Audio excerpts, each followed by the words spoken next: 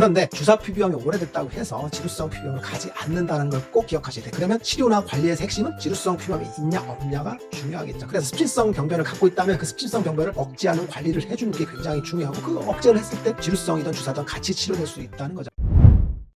안녕하세요, 묘한의사입니다. 얼굴 피부에 문제가 생기면 굉장히 고통스럽죠. 그런데 얼굴 피부염은 잘 낫지도 않으니까 환자분들의 고통이 이만저만이 아닙니다. 얼굴 피부 질환 중에서 가장 고통스러운 질환은 지루성 피부염, 주사 피부염이죠. 이게 바로 가장 다빈도 질환입니다. 환자분들이 가장 많이 고통스러워 하시거든요. 그런데 그 중에서도 가장 다빈도 질환은 압도적으로 지루성 피부염입니다. 건강보험공단의 질병 추이를 봐도 지루성 피부염이 피부질환 중에서는 가장 많이 발생을 하거든요. 특히나 얼굴 피부질환 중에서는 절대적으로 지루성 피부염이 많습니다. 그 다음이 접촉성 피부염이거든요. 그리고 적은 숫자에 해당되는 게 주사 피부염입니다. 그런데 신기하게도 환자분들이 얼굴 피부질환 때문에 내원하시면 꼭 하는 질문이 있습니다.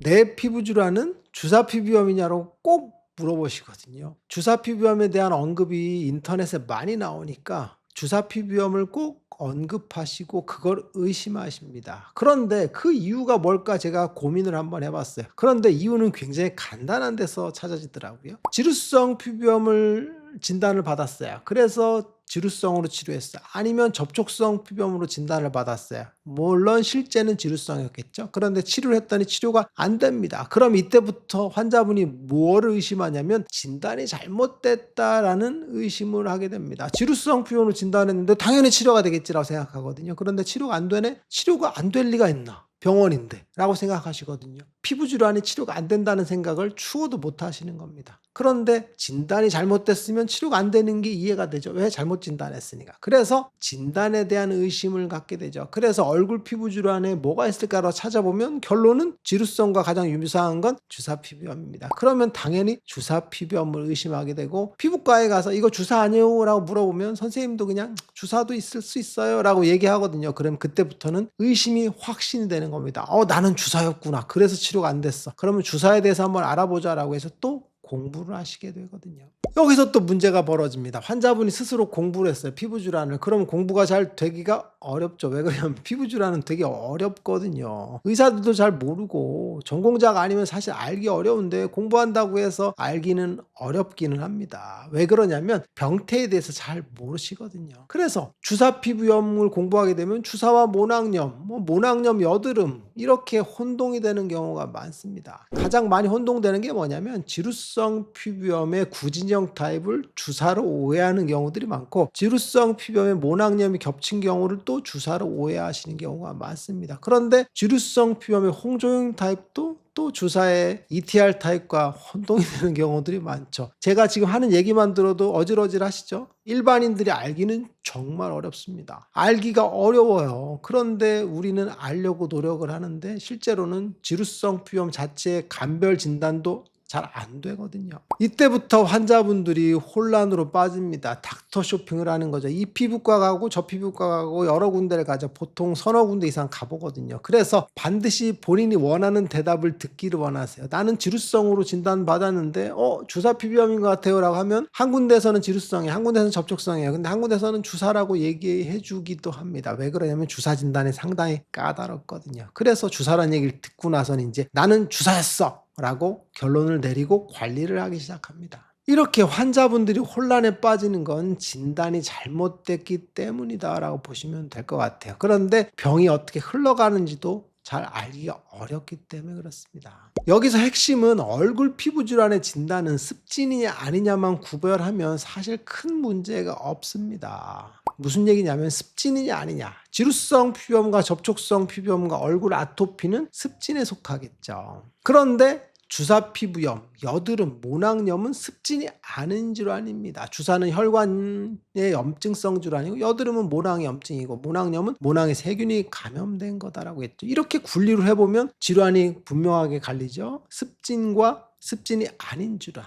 그러면 전혀 다른데 주사 피부염은 습진이 아닌 질환인 거죠. 그러면 왜 습진이냐 아니냐가 중요하냐면 지루성 피부염이 오래되면 주사 피부염으로 진행할 수 있다라고 했죠. 지루성 피부염에 의해서 오래된 염증 반응이 생기게 되면 모낭충 같은 게 감염이 돼서 그게 증식을 하죠. 그래서 혈관에 염증성 병변을 보이죠. 그래서 주사 피부염으로 진행되는 경우가 많습니다. 그래서 지루성이 80에 주사가 20인데 그게 점점 지루성 20에 주사 80으로 진행될 수가 있죠. 그런데 주사 피부염이 오래되면 지루성 피부염으로 진행이 될까요, 안 될까요? 이게 굉장히 중요합니다. 주사 피부염이 오래된 경우에도 지루성 피부염으로 진행되지 않습니다. 이게 왜 그러냐면 습진성 질환에서 다른 질환으로 건너갈 수는 있어요. 습진이 생기게 되면 피부에 여러 가지 항상성이 깨지거든요. 그래서 피부에 각질이 생기고 진물이 나고 하는 것들이죠. 그리고 피부의 균형 상태가 깨지기 때문에 각질이 생기면 모공을 막아서 여드름이 증가할 수도 있고 피부의 균형 상태가 깨지면 유해균들이 증식하니까 모낭염이 생길 수가 있겠죠. 그래서 지루성 피부염 구진형 타입, 지루성 피부염이 여드름이 낀 형태, 지루성에 모낭염이 낀 형태 같이 습진에서 다른 질환으로 건너갈 수가 있어요. 그런데 여드름에서 지루성 피부염으로 갈 수는 없습니다. 왜 그러냐면 여드름과 습진이 건너갈 수는 없어요. 습진이 없는 상태에서 갑자기 여드름이 심해졌다고 해서 습진으로 갈 수는 없죠. 여드름은 심해져도 여드름인 거죠. 모낭염도 마찬가지입니다. 모낭염도 심해지면 그냥 모낭염이 많은 얼굴인 거지 지루성 피부염으로 진행되진 않습니다. 여드름이 많았다고 해서 아토피가 생길 수가 없죠. 똑같은 겁니다. 주사 피부염인데 주사 피부염이 심해졌다고 해서 지루성 피부염 진행이 될까요, 안 될까요? 절대 되지 않습니다. 이게 왜 중요하냐면 간혹 환자분들이 주사 피부염이다라고 호소를 하세요. 오늘도 이런 분이 오셨는데 주사 피부염이라고 본인이 치료를 하고 몇 년 동안 치료를 했대요. 그래서 유명한 피부과에 가서 치료를 하셨다고 하시거든요. 주사 피부염으로 유명하신 분이 몇 분 계시잖아요. 그래서 다 거기로 가서 하셨는데 무슨 치료했다고 하니까 미노신, 독시사이클린 먹는 약을 받았고 그리고 레이저 치료를 했다고 하시더라고요. 그런데 뭐 약은 어차피 동네 다른 피부과에서 처방을 받았던 약이랑 똑같은 걸 받아서 실망했다고 하시는데 어차피 제약회사가 아니기 때문에 똑같은 약을 줄 수밖에 없어요. 주사냐 아니냐 오면 다 주사라고 진단을 하시는 경우가 많긴 한데 그분 상태를 보니까 문제가 뭐였냐면 얼굴에 진물이 흐르고 있어요. 그리고 목으로도 쫙 퍼져 있거든요. 그건 누가 봐도 습진입니다. 그냥 언뜻 보면 아토피처럼 보일 정도의 심한 습진 상태였죠. 근데 주사 피부염이 지루성 피부염으로 갈 수 있는 게 아니다라고 했죠. 굉장히 중요한 얘기입니다. 주사 피부염이 아무리 심해도 진물이 날 수는 없습니다.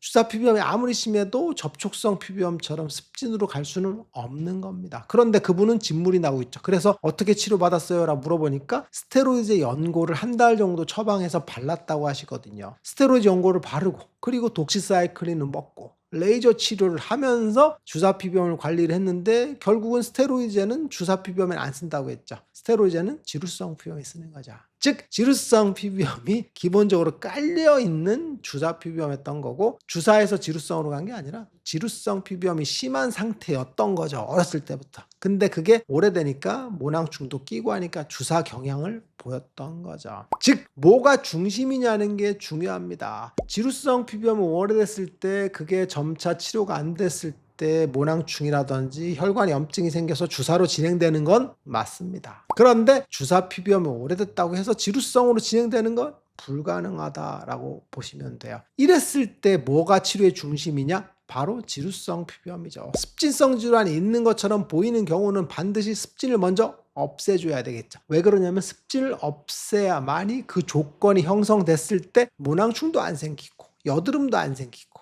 세균도 증식을 안 하게 되겠죠. 그러면 여드름, 모낭염, 주사 이런 것들도 동시에 사라질 수 있는 거죠. 그래서 지루성 피부염을 먼저 없애고 나서 나머지를 추구해야 된다라고 제가 누차 이야기하는 겁니다. 이런 이야기의 핵심은 뭐냐면 지루성 피부염이 오래됐을 때 주사 피부염으로 진행될 수도 있고 진행이 안 될 수도 있겠죠. 지루성만 심할 수 있겠죠. 그런데 주사 피부염이 오래됐다고 해서 지루성 피부염으로 가지 않는다는 걸 꼭 기억하셔야 돼요. 그러면 치료나 관리에서 핵심은 지루성 피부염이 있냐 없냐가 중요하겠죠. 그래서 습진성 병변을 갖고 있다면 그 습진성 병변을 억제하는 관리를 해주는 게 굉장히 중요하고 그 억제를 했을 때 지루성이든 주사든 같이 치료될 수 있다는 거죠. 그래서 두 가지가 겹쳤을 때는 우선은 먼저 늘 지루성 피부염을 억제하고 치료해 주는 게 포인트다라고 보시면 돼요. 이게 됐을 때 주사도 나을 수 있고 지루성도 나을 수 있겠죠. 그래서 지루성과 주사도 같이 있는 경우에 치료는 사실은 지루성만 해줘도 주사는 대부분 잘 억제가 된다라고 보시면 돼요. 그래서 여러 가지를 다 갖고 있는 분들이 있는데 이거 다 개별적으로 다 치료해야 되는 줄 아시는데 실제로는 얼굴 피부염 핵심은 지루성 피부염. 이것만 잘 치료해줘도 대부분의 얼굴 피부 질환은 치료가